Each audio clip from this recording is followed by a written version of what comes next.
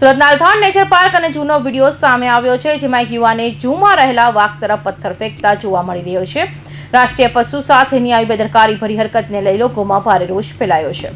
સુરતના Sarthana nature park અને ઝૂમાં વાઘ સાથે દુર્વ્યવહારની ઘટના સામે આવી છે। સોશિયલ મીડિયામાં વાયરલ થયેલા વિડીયોમાં એક યુવાને વાઘ તરફ પથ્થર ફેંકતો સ્પષ્ટ દેખાઈ રહ્યો છે। આ ઘટનાએ વન્યજીવન પ્રેમીઓ અને નાગરિકોમાં ભારે નારાજગી ફેલાવી છે। લોકોનું કહેવું છે કે ઝૂમાં રહેલા પ્રાણીઓને ઉશ્કેરવાની આવી હરકતો માત્ર પ્રાણીઓ માટે જ નહીં પરંતુ અન્ય મુલાકાતીઓ માટે પણ જોખમરૂપ બની શકે છે। કરોડોના ખર્ચે લાવવામાં આવેલા વાઘ સહિત અન્ય વન્યજીવોની સુરક્ષા માટે ઝૂ તંત્ર દ્વારા પૂરતી દેખરેખ રાખવામાં આવે કે નહીં તે મુદ્દે પણ ચર્ચા શરૂ થઈ છે। જો વાઘ ઉશ્કેરાઈ જાય અને કોઈ અઘટિત ઘટના બને તો તેની જવાબદારી કોણ લેશે તેવો સવાલ લોકો ઉઠાવી રહ્યા છે।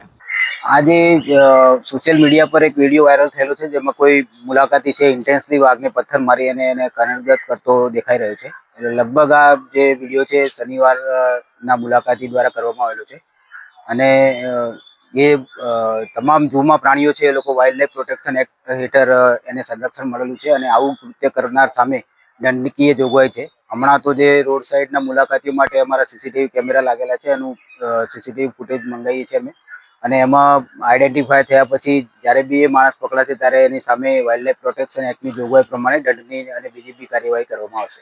નાગરિકોએ વિડીયોના આધારે આરોપીની ઓળખ કરી તેની સામે કડક કાનૂની કાર્યવાહી કરવાની માંગ કરી છે। સાથે સુરત મહાનગરપાલિકા અને પોલીસ તંત્ર આવા તત્વો સામે તાત્કાલિક પગલાં ભરે અને ઝૂમાં સુરક્ષા વ્યવસ્થા વધુ મજબૂત બનાવે તેવી માંગ ઉઠી છે। Bureau report, Hind TV news, Surat.